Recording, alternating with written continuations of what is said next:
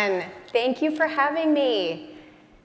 It's nice to be here to share with you today the solution to one of the biggest crises facing our time, the teen substance use and mental health crisis. I'm not up here to talk about the problem. That's because you all know well the problem. We've been talking about it for the last 2 days, and you've seen headlines like this sprawled over the New York Times last year that are almost a daily occurrence at this point. You likely know that rates of depression and anxiety have been increasing among teens for more than a decade, and that the COVID-19 pandemic brought teens inside, away from the social relationships that are so fundamentally important during this stage of their lives. You may even have heard that over half of high school students today report that they are persistently sad or hopeless all of the time. No, I don't want to talk about any of that. I want to talk about the solution. I'm a psychologist by training and have spent my career developing and evaluating interventions that support adolescents making healthy behavior changes, primarily reducing addiction and substance use, and also improving their mental health and well-being. I'm also the mom of 3 soon-to-be adolescents, and officially will become the mother of an adolescent in 1 month and 3 days. But who's counting? I used to say that I got into this field to support what me and my friends and others that I saw or knew would have needed when we were teens, and now I'm doing this to create something for my kids and their friends and their generation. This work brought me directly to technology. I know how to help someone if they come to my office, say that they're using substances or that they're having challenges with their mental health, but most young people will never get to my office. Technology-based supports have the power to engage young people today, the most digitally connected generation in history, far beyond what we could have done with any previous generation. We can understand better how they communicate and how their emotional worlds are being experienced, and we can impact them through technology like no other. Now, it's not just that simple, bring them technology and they will get better.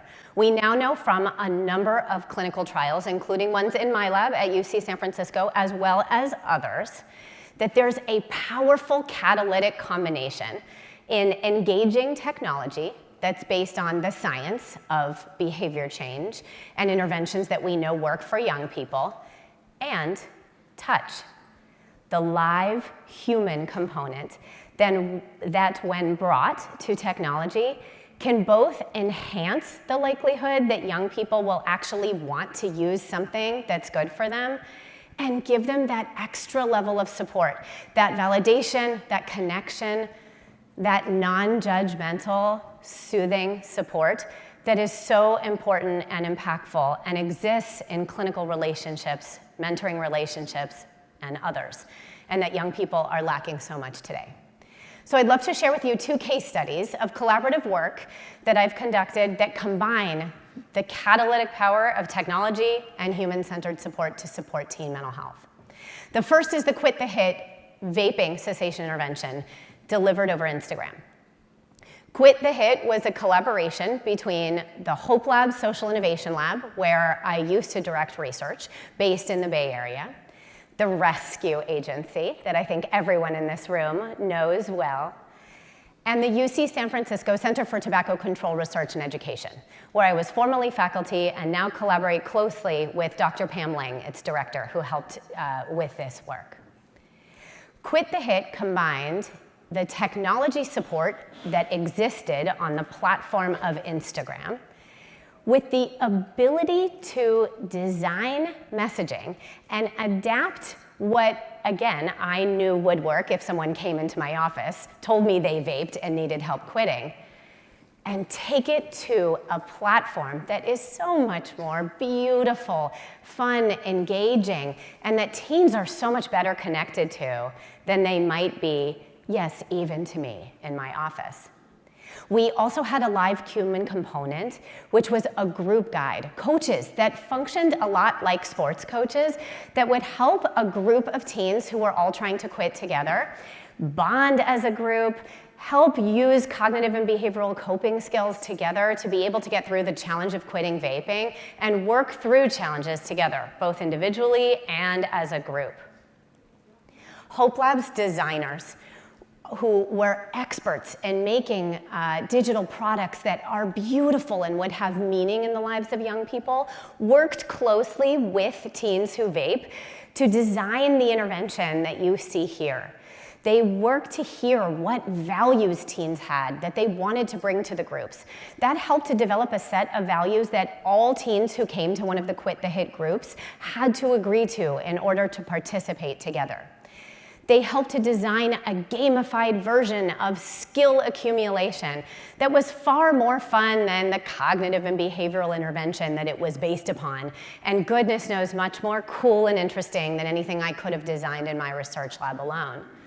It also, the designers and the teens who vape also work to help design a shared quit vape date, which happened on week 2 of the 5-week journey. Everyone made a commitment to quit together in that second week.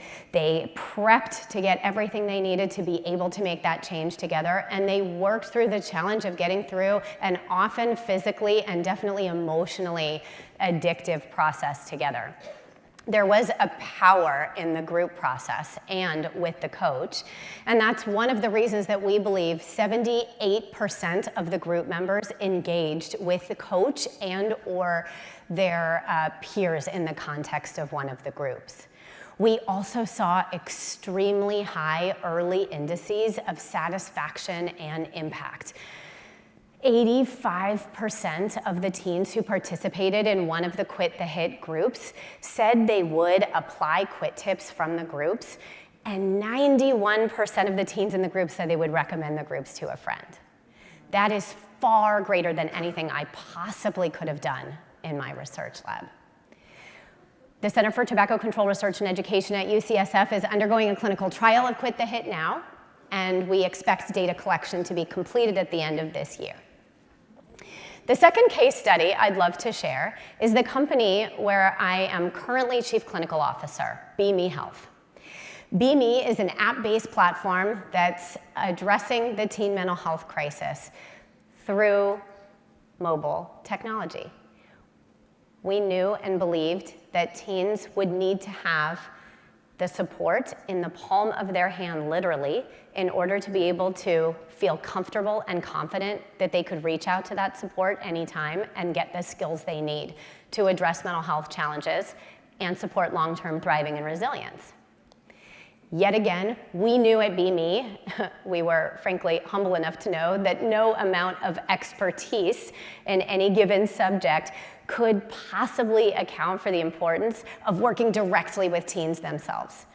So these blurbles represent the first round of BeMe's Teen Advisory Board that are reflective of the most diverse generation in history that help to design all aspects of our mental health platform.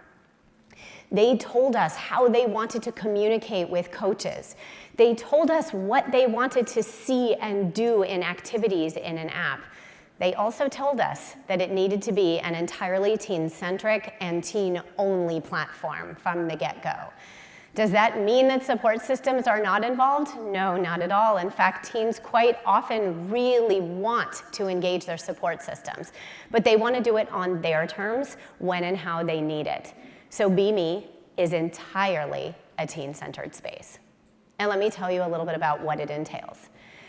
BeMe's digital components combine content on the left that looks and feels a lot like the content teens are comfortable engaging with in other places, but it's backed by science, the science of cognitive and behavioral coping skills, dialectical behavior therapy coping skills, motivational interviewing, and others, as well as positive psychology and the science of resilience and thriving that support teens gaining the skills they need to be happier people in adolescence, and that they will be able to take with them throughout young adulthood and beyond.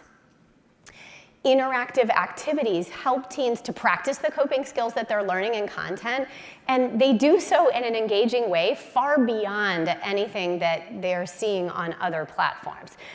It hides the vegetables, so to speak. So a teen might take their phone, go out and find something that they're grateful for and not realize that they're actually practicing a positive psychology skill. The live human component of BeMe comes out in BeMe's coaching. Teens can text absolutely anything they're grappling with to one of BeMe's coaches, and a coach will respond to them 14 hours a day, 7 days a week. Our coaches are trained to help teens navigate the skills that will be most appropriate for them and share those skills.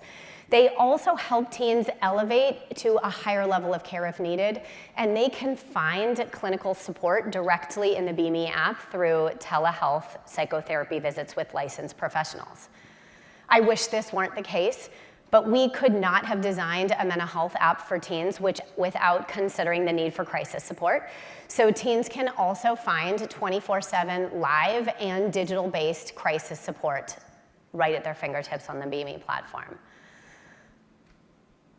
Everything we've designed that includes the content on the BeMe platform, as well as our external messaging, has been done really purposefully with hyper relevance to teens today. What does that mean? Well, teens have told us, and we have worked very closely with our teen advisory board to design content and ads like you see here. They've told us that they want fun and engaging activities. They want to name that blurble. That was one of our most popular posts. They also liked humor, and they said it was a really important part of how they express themselves and how they want to get support for their mental health journeys. Need help sorting out your sheet? So do I. We think this combination of impactful design, live human support, and working directly with teens is likely why we saw over 100,000 visitors who were teens to the BeMe platform last year. We're also seeing extremely high early engagement and impact metrics. 97% of teens who are anxious find hope in the BeMe platform. And our coaching sessions are rated extremely highly, over 4 out of 5 stars on average. But the real heartwarming response is that we're seeing directly from teens who are sharing openly how much they're getting from the BeMe platform every day. They're finding something that they haven't been able to find anywhere else. It's giving them support like no other place in their lives. And in a number of cases, it is literally saving lives. If you'd like to learn more, please feel free to check out information about BeMe at any of the channels below. We have 3 studies underway that are formally evaluating the efficacy of BeMe with the Stanford School of Medicine and UC San Francisco, and look out for results in a peer-reviewed journal near you later this year. Thank you.